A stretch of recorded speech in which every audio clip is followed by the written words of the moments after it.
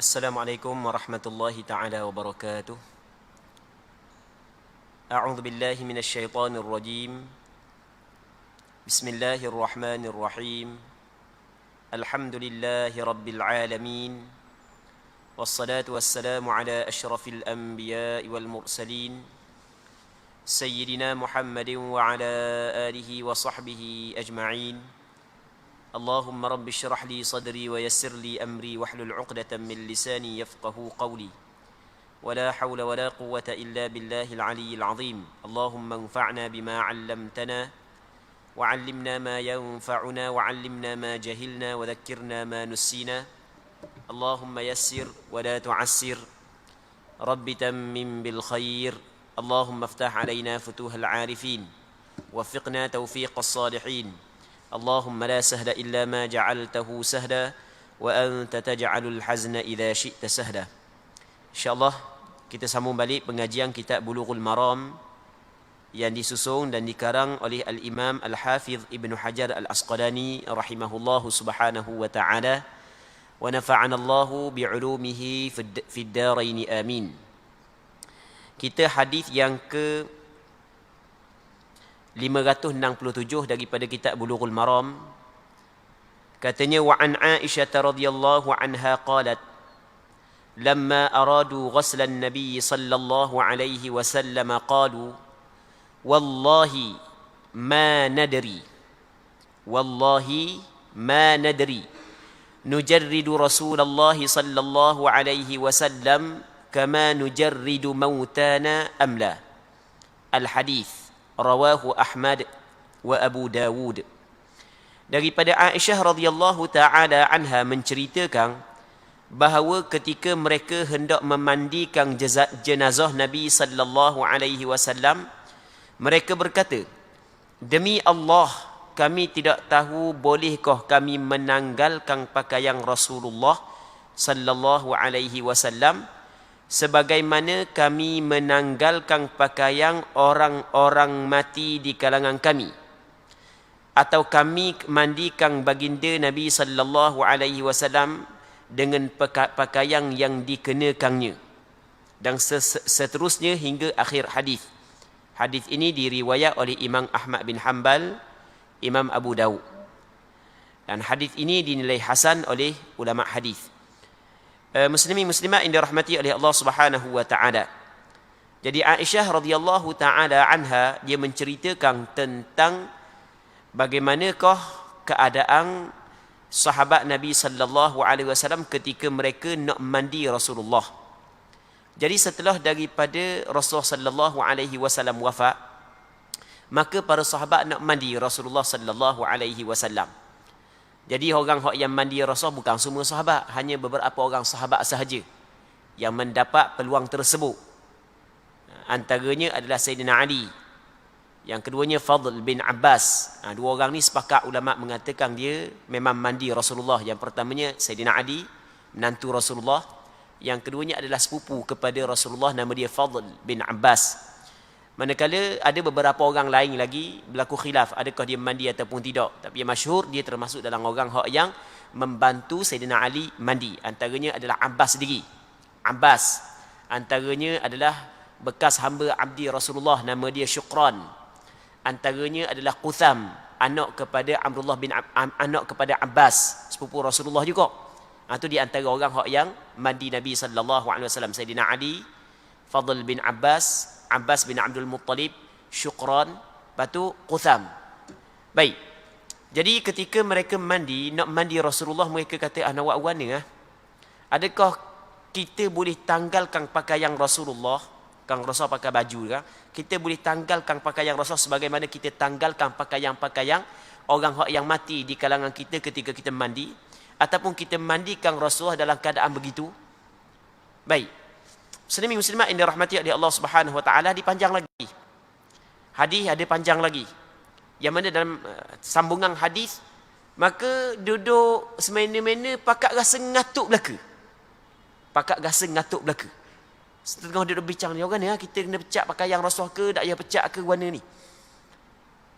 Kerana menghormati Nabi sallallahu alaihi wasallam itu sendiri. Ngatuk belaka, waktu disebut dalam hadis. Akhirnya tertidur. Siapa ke disebut dalam hadis yang diriwayat oleh Imam Abu Daud, hatta ma minhum illa rajulun hatta ma minhum rajulun illa wa dhaqanuhu fi sadri. Sehingga tidak ada seorang lelaki pun di kalangan mereka itu melainkan dagu dia berada di dada. Ngatuk sangat. Siapa ngatuk sungguh. Kemudian tengah-tengah dia ngatuk tidur saat ni tu, tiba-tiba ada seorang cakap pada satu sudut daripada rumah tersebut, tapi mereka ini tidak mengetahui siapa yang bercakap. Bunyi lagu mana? An yaghsilun nabiyya sallallahu alaihi wasallam wa alaihi thiyabuh. Hendaklah mung pakai mandi Rasulullah dengan mengenakan pakaian Rasulullah, tanpa buang pakaian Nabi sallallahu alaihi wasallam. Jadi maka Sayyidina Ali dan beberapa orang sahabat yang lain hak yang mandi Rasulullah dalam keadaan Rasulullah memakai pakaian Rasulullah sallallahu alaihi wasallam itu sendiri. Maka ulama fiqh ketika mengkaji hadis ini, ulama fiqh berselisih pandangan dalam mengeluarkan hukum, manakah yang lebih afdal, kita mandi orang mati dengan kita membiarkan dia memakai pakaian dia, ataupun kita cabut pakaian dia. Okey, sekali lagi ya. Ulama fiqh berselisih pandangan. Ketika kita mandi orang mati saat itu, adakah kita kalau dia mati dalam keadaan pakai seluar, pakai baju, adakah kita mandi dia dalam keadaan begitu, maksudnya tanpa kita pecah pakaian tersebut, ataupun hak yang comelnya kita pecah? Maka di sini ada dua pandangan. Pandangan yang pertama, dan ini pandangan sebahagian daripada ulama fiqh, bukan ini adalah pandangan majoriti ulama fiqh, mengatakan bahawasanya sunat orang hak yang mandi si mati buang pakaian dia. Buang pakaian dia bukan maksud bertelanjang, bukan. Maksudnya pakai pakaian yang lain. Bukan pakai, kan kita pakai pakaian ni kan. Ni pakaian ni. Jadi maksudnya kalau zaman kita kok buang pakaian dia, lepas tu kita tok kain batik ke, kain plekat ke, gitu cara dia. Bukan bermaksud kita mandi bersama dengan pakaian dia. Okey, itu pandangan sebahagian daripada ulama fiqh. Apakah sandaran pandangan tersebut, sandaran pandangan tersebut dalam hadis ni? Mana? Sahabat kata lagu mana? Wallahi ma nadri nujarridu Rasulullah sallallahu alaihi wasallam kama nujarridu mautana amla. Kami tidak tahu lagu mana kami nak buat dengan kepada Rasulullah. Adakah kami nak tanggalkan pakaian dia sebagaimana kami tanggalkan pakaian orang mati di kalangan kami? Jadi bermakna apa yang dilakukan oleh para sahabat adalah menanggalkan pakaian orang mati ketika mandi. Atau apa yang dilakukan oleh sahabat. Cuma ketika nak mandi Rasulullah ni, nak buat warna nak buat macam kita buat kepada orang ramai-ramai ke lain? Jadi situ. Maka oleh kerana melihat kepada apa hak yang sentiasa dibuat oleh para sahabat Rasulullah adalah menanggalkan pakaian tersebut daripada orang mati, maka sebahagian ulama kata hak yang paling comel adalah tanggalkan pakaian ketika kita nak mandi. Okey, itu yang pertama. Dan alasan yang kedua adalah kerana tanggal pakaian ia lebih kepada ataupun ia lebih membantu untuk kita membersihkan si mati. Sebab kalau mandi dalam pakaian, kalau tubik najis apa semua sekali tak boleh nak bersih. Dan Rasulullah tu sahabat mandi dalam pakaian Dia kata Rasulullah bersih hidup dan mati. Rasulullah sallallahu alaihi wasallam bersih hidup dan mati. Rasulullah jadi nak ukur. Sayyidina Ali ketika mandi Rasulullah wangi semerbak bau Nabi sallallahu alaihi wasallam. Kata Sayyidina Ali, mu wangi wahai Rasulullah ketika hidup dan setelah daripada mati. Tak boleh nak tiru Nabi sallallahu alaihi wasallam. Okey, itu pandangan sebahagian daripada ulama. Namun di sana ada pandangan yang kedua. Pandangan yang kedua dia kata lagu mana hak paling afdal adalah mandi si mati dalam pakaian dia. Hak tu hak paling afdal. Kerana lebih menutupi tubuh badan si mati. Tubuh badan si mati lebih tertutup kalau kita mandi dalam berpakaian. Pandangan mu'tamad dalam mazhab Imam Syafi'i, pandangan yang dipegang dalam mazhab Imam Syafi'i adalah paling afdal mandi dengan pakaian berbanding dengan mencabut pakaian. Itu mengikut pandangan mu'tamad dalam mazhab Imam Syafi'i. Okey, jelas ha? Muslimin muslimat yang dirahmati oleh Allah Subhanahu wa taala. Amba nak ulang sekali lagi. Amba guna perkataan istilah afdal. Afdal ni maksudnya lebih afdal, bukan makna wajib. Bukan makna wajib. Maksudnya ulama sepakat mengatakan bahawasanya nak mandi si mati dalam pakaian dia pun tak apa, nak pecah pakaian dia pun tak apa. Tak apa, tak ada belaka, boleh belaka, tak ada masalah. Tamu pecah pakaian pun dia tak apa, nak pecah pakaian pun tak apa. Okey, ni tempat yang berlaku kesepakatan ulama, dipanggil mahallut ittifaq. Tempat yang sepakat ulama. Okey, saya sebut hak yang sepakat ulama dulu. Yang pertama sepakat ulama, bagi orang hak nak mandi si mati adalah wajib kepada orang hak yang mandi si mati menutup aurat si mati. Ni amba tekan sekali lagi, wajib menutup aurat. Tak boleh selok ikut dang. Tak boleh.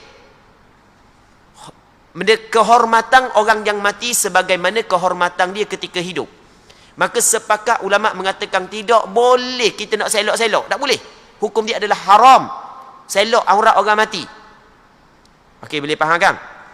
Okey, itu benda yang berlaku kesepakatan. Yang kedua, benda yang berlaku kesepakatan ulama. Sepakat ulama mengatakan boleh kita mandi si mati sama ada kita mengenakan pakaian asal dia ataupun kita buang pakaian asal dia, kita tutup dengan kain yang lain. Tempat kita contoh tutup dengan kain batik ke, tutup dengan kain sahang ke, kain plekak ke, tak kira lah. Okey, ni tempat hak yang berlaku kesepakatan. Cuma tempat khilaf, tempat hak yang berlaku perbezaan. Mana lebih comel? Mandi ketika kita mengenakan dia pakaian asal dia ataupun kita cabut pakaian dia, mana lebih comel? Hak ni berlaku khilaf. Sebahagian ulama kata comel buang pakaian dia. Sebab dia comel buang pakaian dia dan kita tutup dengan benda yang lain, dengan contoh kita kata kain plekak ke, kain batik ke, kerana hak yang paling comel kerana apa hak yang dilakukan oleh sahabat Rasul begitu kepada sahabat-sahabat yang mati, berpandukan kepada hadis ini, kama nujarridu mautana, sebagaimana kami membuang pakaian-pakaian daripada orang hak yang mati di kalangan kami. Okey, manakala Rasulullah mandi dalam pakaian kerana Rasulullah adalah bersih hidup dan mati, dan Rasulullah sallallahu alaihi wasallam berbeza dengan orang lain. Dan mandi dengan kita buang pakaian dia adalah lebih benda kita dapat bersihkan si mati tersebut. Jadi kalau dia keluar najis apa semua sekali, mudah kita cucikan. Okey, ini pandangan yang pertama. Pandangan yang kedua, dia kata lebih afdal kita mandikan si mati dengan mengenai pakaian dia. Kerana dia, alasan dia, kerana Rasulullah dilakukan begitu. Allah Ta'ala tidak memilih untuk Rasulullah melainkan benda yang lebih afdal. Allah Ta'ala tidak memilih untuk Rasulullah melainkan benda yang lebih afdal. Maka lebih afdalnya mandi dalam mengenakan pakaian begitu. Baik. Dan mengenakan pakaian begitu lebih menutupi bagi si mati. Okey, itu alasan-alasan dia. Muslimin muslimat yang dirahmati oleh Allah Subhanahu wa taala. Jadi kita nak mandi mengenakan pakaian dia pun tak apa, nak cat pakaian dia pun tak apa, boleh belaka. Cuma hak yang afdal kita kabar dah saat ni. Cuma hak yang paling penting kita kena berhati-hati, jangan sekali-kali buka aurat. Jangan sekali-kali. Allahu Rabbi. Kadang-kadang bab aurat orang tak jaga. Orang tak jaga. Tu benda salah. Hukum dia adalah haram. Allah jangan kita melakukan perkara ibadat tapi dalam masa yang sama kita telah menempuh dosa di situ. Rugi. Nak dapat pahala kerana melakukan ibadat ada keikhlasan, mesti kena ada keikhlasan barulah dapat pahala. Lepas tu tiba-tibanya buat dosa pula di situ. Jadi kalau dapat pahala, lepas tu dalam masa yang sama dapat dosa, seri baru. Takut hok tak dapat pahala dosa. Takut hok tu dosa. Sebab tak ada keikhlasan, takut hok tu dosa. Lepas tu hok kedua pula boleh dosa pula. Tu kena berhati-hati. Jadi jangan main gurau berkenaan dengan aurat. Jadi kena tutup molek. Kena tutup molek aurat saat ni tu. Jangan ikut orang ramai-ramai buat. Kita kena ikut apa yang ditetapkan oleh syarak, mengikut apa yang disebut oleh para ulama mu'tabar. Muslimin muslimat yang dirahmati oleh Allah Subhanahu wa taala. Seterusnya kata dia wa an ummi Athiyyah radhiyallahu anha qalat dakhala alaina an-nabiy sallallahu alaihi wasallam wa nahnu nughassilu ibnatah faqala اغسلنها ثلاثا أو خمسا أو أكثر من ذلك إن رأيتن ذلك بماء وسدر وجعلنا في الآخرة كافورا أو شيئا من كافور فلما فرغنا آذناه فألقى إلينا حقوة فقال أشعرنها إياه متفق عليه وفي رواية ابدأنا بميامنها ومواضع الوضوء منها وفي لفظ للبخاري فضفرنا شعرها 3 قرون فألقيناه خلفها. Maksudnya daripada Ummi Athiyyah radhiyallahu taala anha, seorang sahabat Rasulullah, seorang sahabiah lah, perempuan, dia sahabat Rasulullah, telah menceritakan bahawa Nabi sallallahu alaihi wasallam masuk menemui kami saat kami sedang memandikan jenazah puterinya. Jadi satu ketika tu anak perempuan Nabi sallallahu alaihi wasallam meninggal dunia. Baik. Jadi maksud dengan anak perempuan Rasulullah di sini dalam hadis ini adalah Zainab. Dia anak perempuan Rasulullah semuanya mati sebelum daripada Rasulullah melainkan Fatimah sahaja. Anak perempuan Rasulullah 4 orang. Zainab, Ruqayyah, Ummu Kulthum. Lepas tu Fatimah. Zainab, Ruqayyah dan Ummu Kulthum semuanya mati sebelum daripada Rasulullah. Manakala Fatimah radhiyallahu anhunna mati selepas daripada wafat Rasulullah lebih kurang 6 bulan. Jadi 3 orang daripada anak perempuan Rasulullah dapat hadirlah ketika mereka mati. Jadi antara anak perempuan Rasulullah yang mati sebelum daripada Rasulullah adalah Zainab, yang mana tak silap ingat dia mati pada tahun yang ke-8 Hijrah Nabi sallallahu alaihi wasallam. Jadi apabila dia mati, maka Rasulullah suruhlah orang puang di kalangan sahabiat untuk mandi dia. Sebab hak yang sepatutnya hak yang paling afdal, lelaki mandi lelaki, perempuan mandi perempuan. Manakala orang lelaki mandi orang puang nak mandi orang lelaki, dia ada hukum dia. Kalau suami mandi isteri, isteri mandi suami, hak tu tidak menjadi masalah. Sepakat ulama mengatakan harus dibolehkan.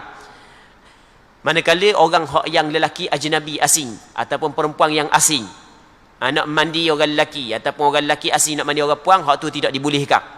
Manakala kalau hak lelaki mahram kepada perempuan nak mandi perempuan ataupun perempuan mahram kepada lelaki nak mandi lelaki, maka hak tu ada perbincangan di kalangan ulama. Dalam mazhab Imam Syafi'i, hukum dia adalah dibolehkan. Kalau mahram dia mandi mahram dia, maksudnya seorang lelaki dia mandi mahram dia ataupun perempuan mandi mahram dia, dibolehkan. Tapi hak paling comel, hak paling afdal adalah diutamakan lelaki mandi lelaki dan puang mandi perempuan. Jadi ketika anak perempuan Rasulullah meninggal dunia, maka sahabiat mandilah. Antara sahabiat hak yang mandi, nama dia adalah Ummu Athiyyah. Dia mandi. Baik. Jadi ketika bahawasanya Nabi sallallahu alaihi wasallam masuk menemui kami saat kami sedang memandikan jenazah puterinya. Lalu baginda sallallahu alaihi wasallam bersabda, mandikanlah dia sebanyak 3 kali atau 5 kali atau lebih daripada itu. Tengok kata Rasulullah mandi 3 kali atau 5 kali ataupun lebih daripada itu, tak ada masalah lah siapa ke berapa kali pun. Kalau mandi 3 kali masih lagi kata tidak bersih lagi, tambah lagi. Masih lagi tidak ada lagi tak bersih, tambah lagi berapa kali pun. Jadi kata ulama, tak ada masalah berapa kali pun kita nak mandi 3 kali ke, 5 kali ke, 7 kali ke.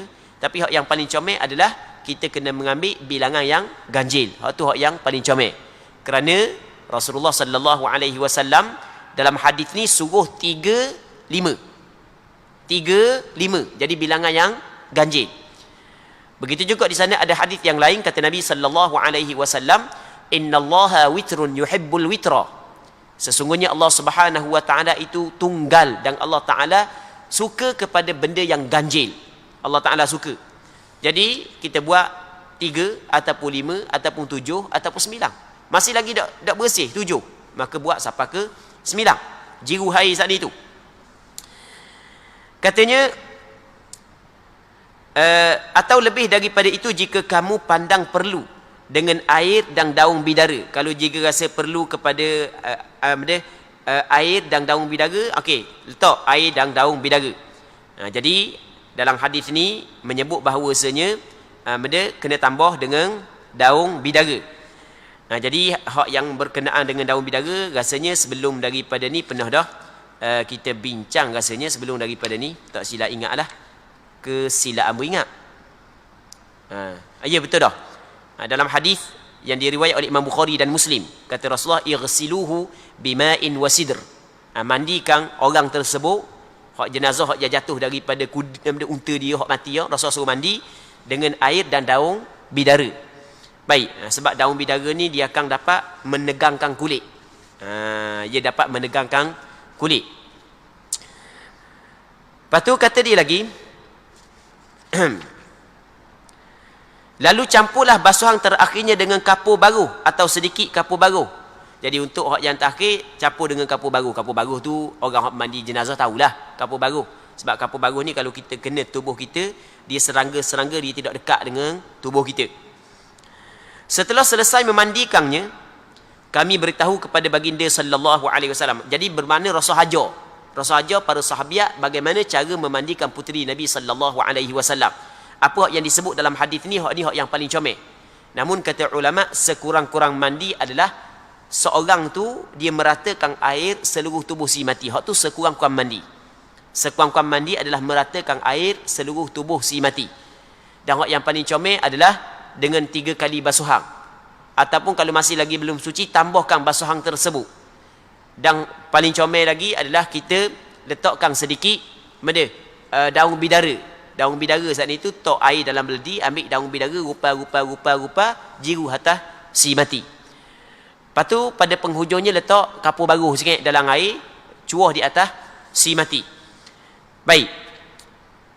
Jadi lepas daripada tu, apabila selesai mandi, kami pun khabar kepada Nabi sallallahu alaihi wasallam. Maka baginda melemparkan kepada kami kain sarungnya. Rasul pun bagi sehelai kain kepada sahabiat. Lalu Rasulullah bersabda, bungkulah tubuhnya dengan kain ini. Jadi sahabiat pun bungkuh ataupun sahabiat pun kafankan anak Rasulullah sallallahu alaihi wasallam dengan kain yang telah diberikan oleh Rasul kepada mereka. Hadis ini diriwayat oleh Imam Bukhari dan Muslim. Menurut riwayat lain disebutkan, mulalah dengan sebelah kanannya dan semua anggota wuduknya.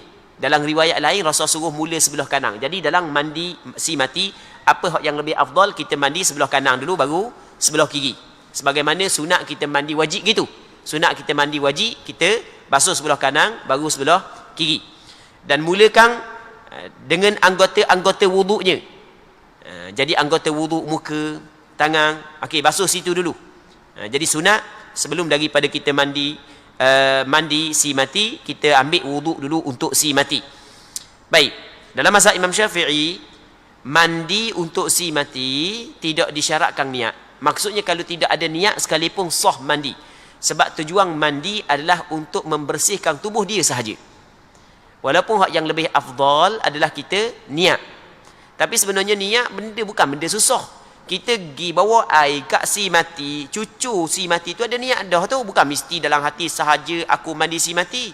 Kita pergi ambil air, cucu di atas si mati ada niat dah tu. Ke kita buat benda tau. Ada niat dah tu Kang. Ada niat dah tu. Ada qasad dah, ada keinginan dah dalam hati tu untuk mandi si mati. Bukan mesti sahaja aku mandi si mati, bukan. Manakala mengambil wudu untuk si mati, berniat hukum dia adalah diwajibkan. Maksud dia hukum dia diwajibkan, kalau dak berniat dak jadi wudu. Bukan kalau dak niat tu dosa, bukan. Maksudnya dak jadi wudu tu. Mesti kena niat mengambil wudu untuk si mati. Niat mudah je. Dah kita nak ambil wudu si mati, lepas tu basuh muka dia, ada wudu dah. Ada niat dah tu. Ada niat dah tu. Mudah je. Katanya menurut teks riwayat Bukhari disebutkan, lalu kami mengepang rambutnya. Dia terjemuh dengan mengepang. Maksud dia mengepang rambutnya dengan 3 kepangan dan menjuntaikan semuanya ke belakang tubuhnya. Maksudnya dia buat 3 tocang ataupun dia jaling 3 benda dipanggil. Jadi rambut dia dibuat 3, jaling 3, buat 3 tocang tu, lepas tu pergi letak ke bahagian belakang. Baik. Muslimin muslimat yang dirahmati oleh Allah Subhanahu wa taala. Jadi hadis ni jelaslah benda tentang bagaimanakah cara mandi mayat orang yang paling afdal, khususnya untuk perempuan. Jadi orang perempuan boleh ikat 3 rambut, lepas ke belakang. Seterusnya wa an Aisyah radhiyallahu anha qalat kuffina Rasulullah sallallahu alaihi wasallam fi 3 athwabin bid suhuliyah min kursuf laysa fiha qamisun wala imamah. Daripada Aisyah radhiyallahu taala anha, katanya Rasulullah sallallahu alaihi wasallam dikafani dengan 3 lapis kain kapah. Kain kapah yang berwarna putih, tanpa memakaikan baju mahupun serbang. Hadis Bukhari dan Muslim. Muslimin muslimat yang dirahmati oleh Allah Subhanahu wa taala. Aisyah menceritakan kafan Nabi sallallahu alaihi wasallam. Okey, sebelum daripada ni kita cerita tentang mandi. Jadi hukum mandi pernah dah kita sebut sebelum daripada ni adalah diwajibkan. Hukum mandi si mati adalah fardu kifayah menurut pandangan majoriti ulama. Walaupun di sana ada pandangan segelintir ulama di dalam mazhab Maliki mengatakan hukum hukum mandi si mati adalah sunat, bukan wajib. Tapi pandangan majoriti ulama, hukum mandi si mati adalah wajib, bukan sunat. Sebab Rasul kabur lagu tu, ighsiluhu bima'in wa sidrin. Hendaklah kamu mandi. Rasul perintah supaya mandi dengan air. Apabila perintah, maka asalnya perintah adalah wajib. Melainkan orang yang mati saat itu, orang mati syahid, barulah dak wajib ataupun dak boleh kita mandi dia. Itu kita sebut dah sebelum daripada ni. Habis bab mandi ni kita nak cerita bab kapang pula. Antara perkara yang diwajibkan kepada orang yang hidup buat kepada si mati adalah kapangkan dia. Bukuh dia dalam kain. Itu makna kapang. Dan masalah kapang ni ada yang diwajibkan, ada qada yang diwajibkan, insya-Allah kita akan bincang, dan ada qada yang disunatkan, dan ada qada yang dimakruhkan. Dia ada belaka. Ada qada yang diwajibkan, dan ada qada yang disunatkan, dan ada qada yang makruh. Baik. Katanya daripada Aisyah radhiyallahu taala anha bahawa Rasulullah sallallahu alaihi wasallam dikafani dengan 3 kain, 3 helai kain. Yang mana kain ni diperbuat daripada kapas. Bukan sekali dengan kapas, kain yang diperbuat dengan kapas. Kain saat itu diperbuat daripada kain kapas lah. Yang mana kain tersebut warna dia putih. Yang mana dalam kafan Rasulullah sallallahu alaihi wasallam, dalam kafan Rasulullah tidak ada baju dan tidak ada serban. Maka ulama fiqh menjadikan hadis ini sebagai sandaran bahawasanya yang paling afdal kafan si mati adalah dengan 3 helai kain. 3 helai kain. Hak tu hak yang paling afdal, kafan si mati dengan 3 helai kain. Yang mana 3 helai kain saat itu tidak ada serban dan tidak ada baju. Tak perlu serban, tak perlu baju. Hak tu hak yang paling afdal. Kerana kafan ini, hak yang kita sebut saat itu adalah kafan hak yang dikafankan Rasulullah. Maka itu lebih afdal kerana Allah Ta'ala tidak memilih untuk Rasulullah melainkan benda yang paling afdal. Sunat 3 helai je. Baju-baju tak ada, kain-kain tak ada. Kan ada tempat kita dibuat kain, baju, serban, piyah. Hal tu tidak afdal. Jadi serban, piyah saat itu wik orang hidup. Buat mari masjid. Wik orang hidup buat mari masjid. Jadi orang mati, hak yang paling afdal 3 helai. Dah kalau nak tambah juga serban, nak tambah juga baju, boleh ke tak? Dibolehkan. Makruh tak? Tak. Kerana benda? Kerana di sana ada hadis yang diriwayat oleh Imam Baihaqi daripada Abdullah bin Umar. Yang mana Abdullah bin Umar melakukan hal tersebut. Maksudnya dia kafangkan dengan 5 helai. 3 dengan 3 helai tu, lepas tu dia tambah selagi serban, benda yang menutupi kepala, dan selagi adalah baju. Maka sebahagian daripada ulama mengatakan bahawasanya benda tu adalah dibolehkan, tapi bukanlah afdal. Bukanlah afdal, cuma dibolehkan, diharuskan. Baik. Seterusnya kata dia, selagi manakala hak yang sekurang-kurang kafang adalah sehelai kain yang menutupi aurat dia ataupun menutupi seluruh badan dia. Sehelai kain yang menutupi seluruh badan dia. Dan syarat selai kain saat itu dapat menutupi warna kulit. Kalau tidak menutupi warna kulit, jarang. Oh, seksi molek banyak, contoh kita kata. Maka waktu tidak memadai. Mesti dapat menutupi kulit. Dan dalam hadis ni, kata ulama, dalam hadis ni, ataupun hadis ini juga menjadi dalil bahawasanya apa yang paling afdal, warna bagi kafang adalah warna putih. Tapi bukanlah bermakna warna putih itu wajib, bukan. Dan bukanlah bermakna warna selain daripada warna putih tidak dibolehkan, bukan. Sebenarnya apa jua warna sekalipun dibolehkan. Hak yang paling afdal adalah warna putih. Apa jenis kain, kain kapah ke kain hak yang diperbuat daripada kapah ke kain perbuat daripada bulu ke, boleh belaka. Cuma orang lelaki tidak boleh dia kapang orang lelaki dengan pakaian kain hak yang tidak boleh orang lelaki pakai di atas dunia. Kain dia hak tak boleh pakai kain sutera. Kain sutera orang lelaki tak boleh nak kapang. Haram kapang orang lelaki dengan kain sutera. Kerana kain sutera tidak diharuskan kepada lelaki memakai pakaian tersebut ketika dia hidup. Maka sama juga hukum bagi ketika dia mati. Cuma keharaman ketika dia mati adalah bagi orang hidup. Sebab orang hidup yang pakai kepada si mati, bukan si mati hak yang pakai diri. Kalau ketika hidup dia pakai diri, dia lah yang menanggung dosa. Baik. Muslimin muslimat yang dirahmati oleh Allah Subhanahu wa taala. Katanya wa an ibni Umar radhiyallahu anhuma qala lamma tuwfiya Abdullah bin Ubay. Bukan Abdullah bin Ubay, bagi silap. Bagi banyak silap tu jadi lambat baca. Lamma tuwfiya Abdullah bin Ubay. Ya, sebab Abdullah, kalau kita belajar ilmu nahwu di i'rab jadi naib fa'il bagi tuwfiya. Naib fa'il adalah isim marfu'. Ibnu na'a kepada abdu. Jadi na'a kepada marfu', maka kena rafa' juga dia. Jadi kena baca lamma tuwfiya Abdullah bin Ubayyin. Jaa banuhu, bukan ja'in, jaa banuhu ila Rasulillah sallallahu alaihi wasallam faqal a'tini qamisaka ukaffinhu fih fa'a'tahu iyyah, muttafaqun alaih. Daripada Abdullah bin Umar, seorang sahabat Rasulullah sallallahu alaihi wasallam radhiyallahu anhuma, telah menceritakan bahawa ketika Abdullah bin Ubay bin Salul. Siapa Abdullah bin Ubay bin Salul? Abdullah bin Ubay bin Salul adalah ketua munafiqun. Ketua munafiqun. Di Madinah tu ada golongan yang dinamakan sebagai golongan munafiqun. Golongan munafik ni, dia semayang seperti orang Islam semayang.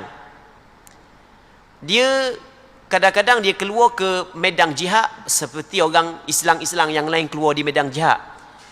Apa hak yang bulan Ramadan dia puasa macam orang puasa. Maksudnya pada zahirnya nampak Islam, tapi pada hakikatnya dia menyembunyikan kekufuran. Munafik ni adalah golongan yang menzahirkan keislaman tapi menyembunyikan kekufuran. Di Madinah ada sebahagian puak-puak munafik. Cuma bukan semua sahabat mengetahui siapakah golongan munafik, melainkan seorang sahabat je yang tahu, iaitu Nama dia adalah Hudzaifah bin Al-Yaman.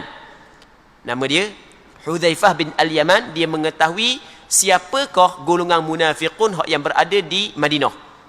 Kerana Rasulullah sallallahu alaihi wasallam khabar kepada dia, orang ni munafik, orang ni munafik, orang ni munafik.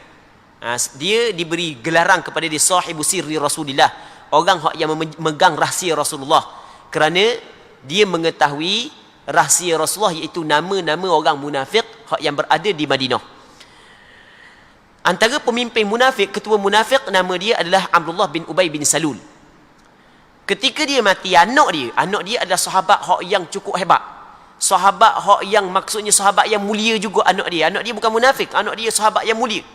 Ketika ayah dia mati, dia tahu ayah dia di antara orang yang cukup kuat memerangi Rasulullah, banyak tidak bersetuju dengan Rasulullah, masyhur dengan munafik. Maka dia mari jumpa dengan Rasulullah, dia minta pakaian Rasulullah, dia minta baju Rasulullah. Dia mari jumpa dengan Rasulullah, dia minta baju Rasulullah agar dia dapat kafankan ayah dia dengan baju Rasulullah sallallahu alaihi wasallam. Seorang anak, walaupun dia beriman, ayah dia walaupun kafir, walaupun munafik, tapi perasaan belah kasihan terhadap ayah tu tetap ada dalam hati anak. Jadi dia fikir bagaimana cara untuk menyelamatkan ayah dia daripada neraka Allah. Takut-takut dengan memakai pakaian Rasulullah sallallahu alaihi wasallam dapat sedikit syafaat sehingga ayah dia diberi keringanan.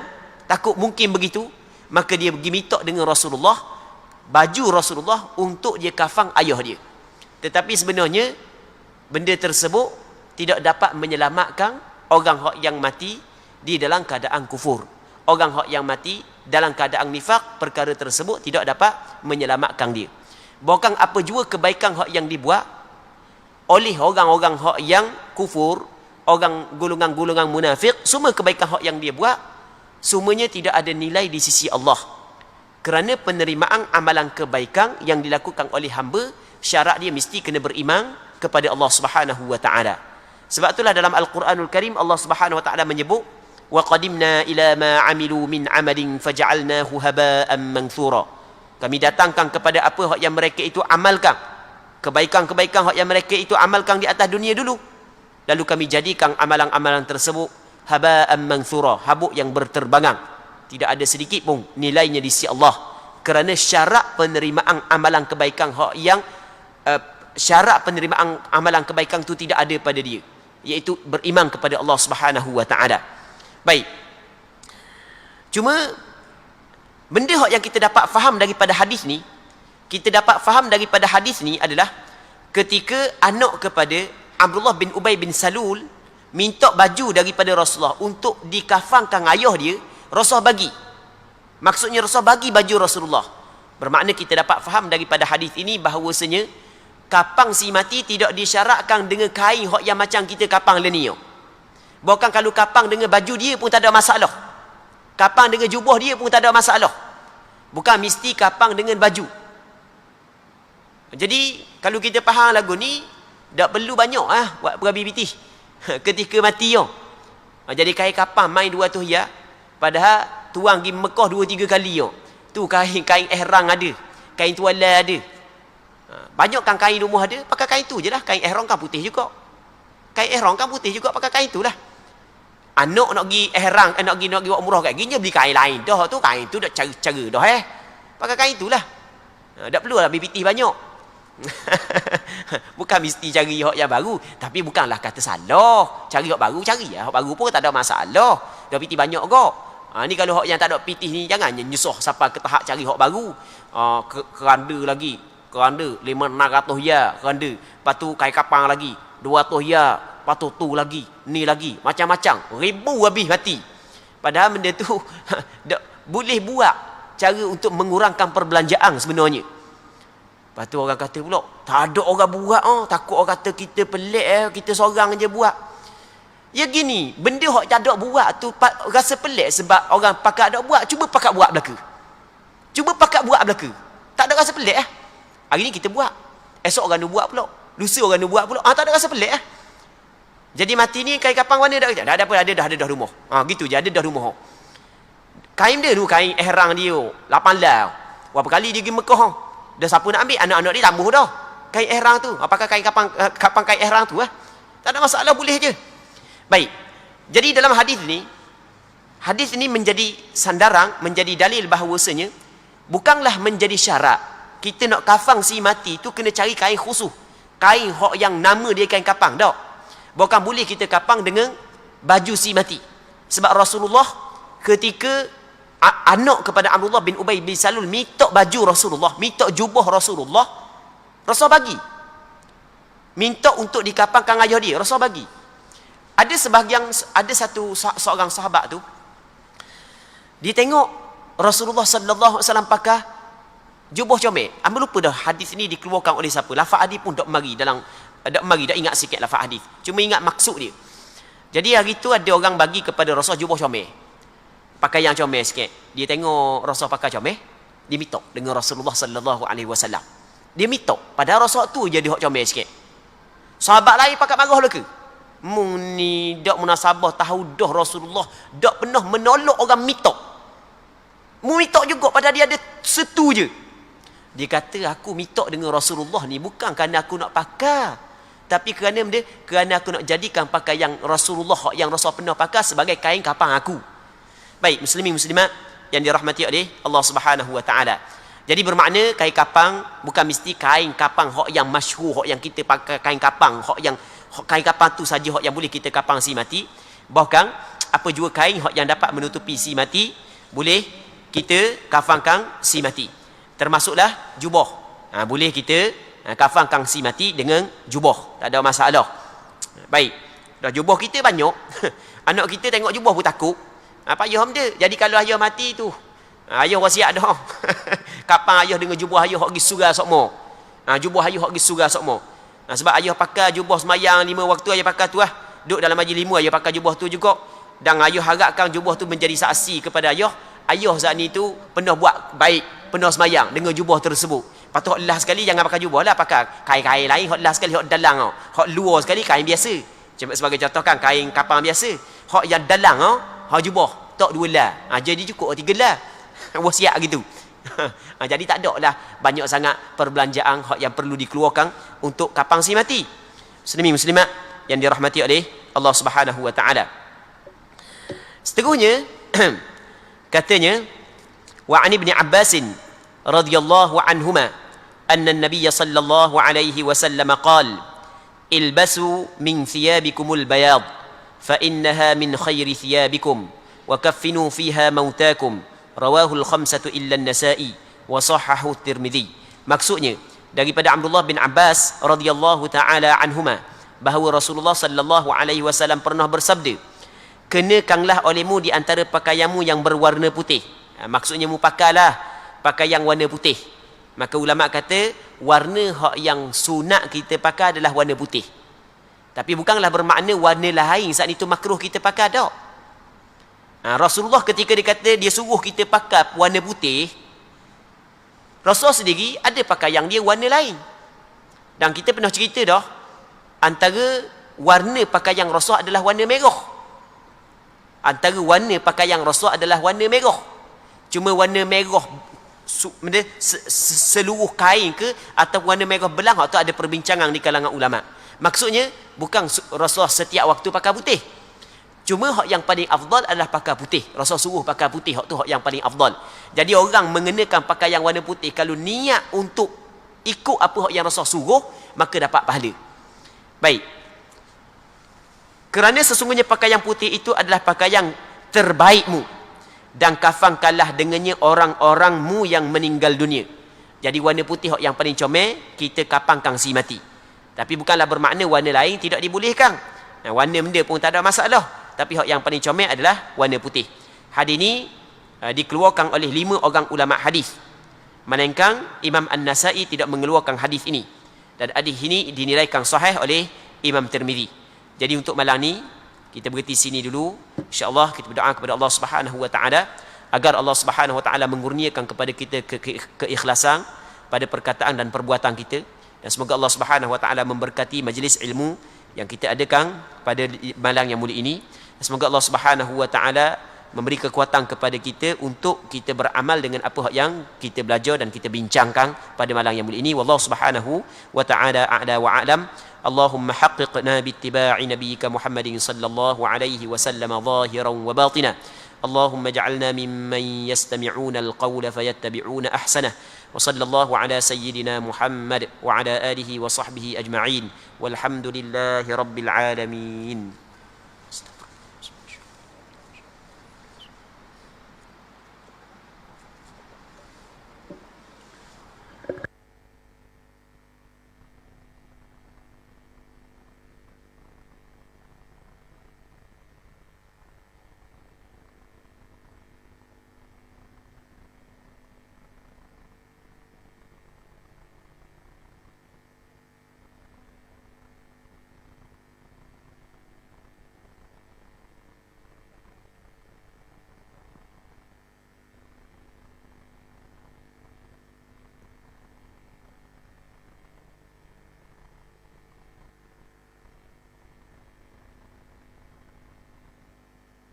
Rocky, Pak Aso.